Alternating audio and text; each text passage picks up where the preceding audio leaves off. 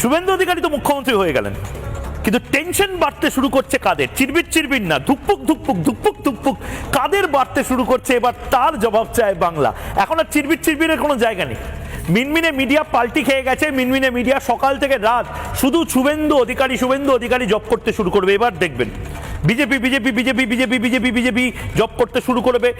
মিনমিনে media যারা ত্রিলোচন মাহাতোর খবর দেখাতে পর্যন্ত কুণ্ঠা বোধ করতো, যারা অভিজিৎ সরকার কিভাবে মারা গেছে তা নিয়ে তদন্ত, নিজেদের সাংবাদিকদের তদন্ত করতে বারণ করত, মিনমিনে মিডিয়া যারা শুভেন্দু অধিকারীকে কার্যত বয়কট করত, নির্দেশ দেওয়া হতো নিউজ রুমে শুভেন্দু অধিকারীকে যেন এক কুচি দেখানো না হয়।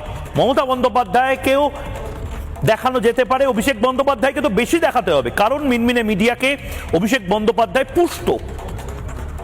কিন্তু এই যে মিনমিনে মিডিয়া, তাদের ওখানে অনেক ওলট পালট হবে, উথাল পাথাল হবে।